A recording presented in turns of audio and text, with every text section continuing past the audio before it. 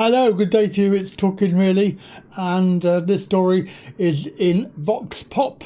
This is political news online, and the headline is: "Do you people with disabilities? Do you want Iain Duncan Smith influencing how government treats you?" Because, as you all know, he's involved in that.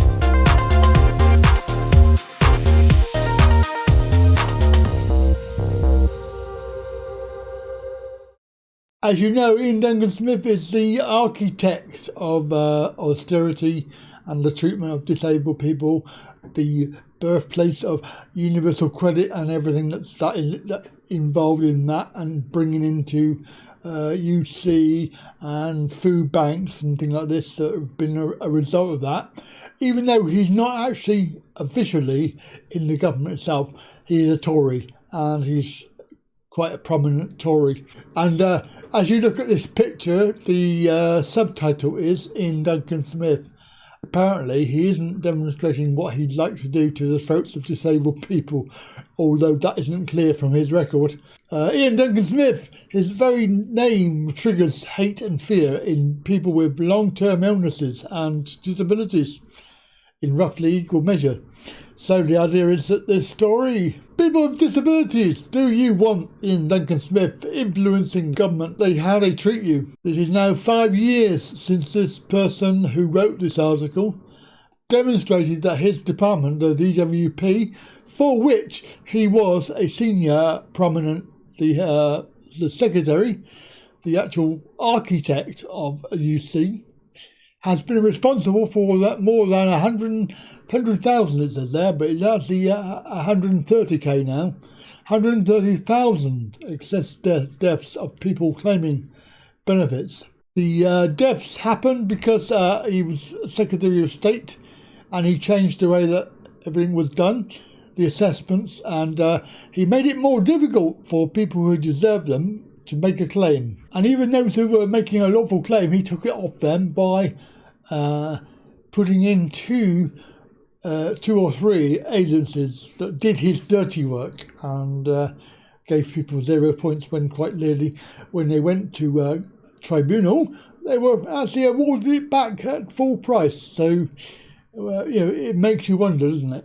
Anyway, he perverted the appeal system into a labyrinth, Kafkaesque nightmare designed to drive people to despair or even starvation. The right-wing think tank that is this vile creature founded and still chairs is now trying to interfere in the lives of vulnerable people once again. The shockingly misnamed Centre for Social Justice has launched what it calls a Disability Commission, which it hopes will influence the Johnson government's strategy for dealing with disabled people. According to DNS, the Disability News Service, the Commission appears set to focus on this role of business, employment and the free market, with CSJ calling on the government to use the disability strategy to prove that not only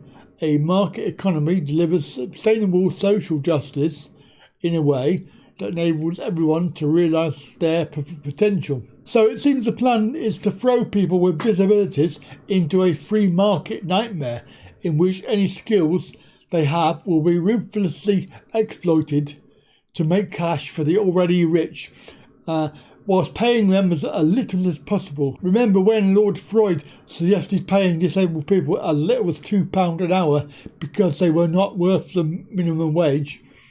This is what Tories think of the talents of people with disabilities. There appears to be a few names on this commission who have spoken out against Tory reforms in the past, but these seem to be token placements intended to help lend credibility to the project. So the Centre for Social Justice, CSJ, which was responsible for designing universal credit and was founded by Sir Iain Duncan Smith. Why is it that when you look at the photo of him, you could imagine him in an SS uniform with a cap on? I just find that really frightening. Anyway, back to the story. So the implementation of UC itself has been linked to early deaths, addiction, mental distress and suicide, including the deaths of disabled claimants.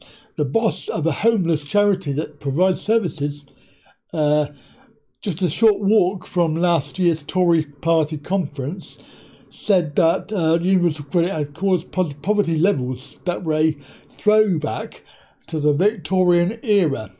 Years of evidence also shows that decisions taken by Duncan Smith as the secretary for DWP, including those related to incapacity benefit reform, are closely linked to the deaths of now currently 130,000 benefit claimants. The CSJ is now claiming that its new Disability Commission will secure a step change in the opportunities available to disabled people, especially in employment, to live their lives fully and as they want to. I find this all very, very weird because on the one hand they're saying, oh, we want to really help people, blah, blah, blah, and then on the other one they're removing their benefits and pushing them into poverty. It's just it's double standards. The point that I was making there was that there are several prominent disabled people who are involved in this, and I think they're just pawns and figureheads to make it more legitimate and acceptable. So the disabled members of the commission, the Tory peer, Lord Kevin Shinkwin, a crossbench peer, Baroness Tanny Ray Thompson, you'll know her, disability consultant Helen Cook, I don't know who she is, mobility consultant Helen Dolphin, a long-standing member of the Disabled Persons Transport Advisory Committee, and James Lee, a consultant with the City Bridge Trust and a member of the Transport for London Independent Disability Advisory Group. Other members are Professor Kim Hock. He is a Professor of Human Resource Management at Warwick Business School. There's Diane Lightfoot, Chief Executive of the Business Disability Forum, and Mark Harper, a former Tory Minister for Disabled People. Well, we've got no hope with him. Obviously, there are other experts, including from the accountancy firm Deloitte and from law firm Clifford Chance, and several other people that we're not really worried about.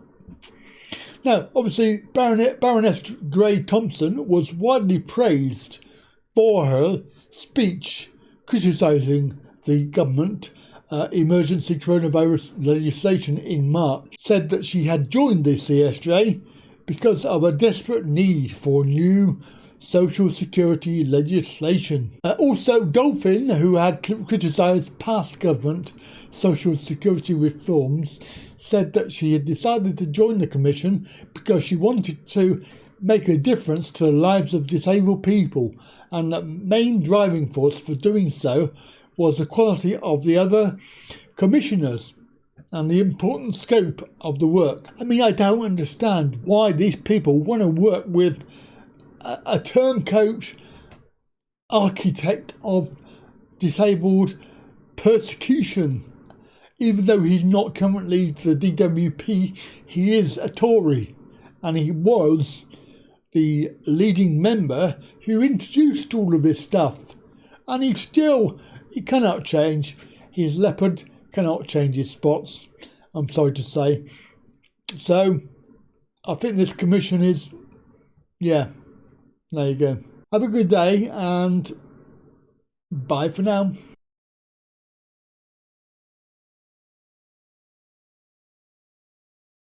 Kitty, kitty, kitty.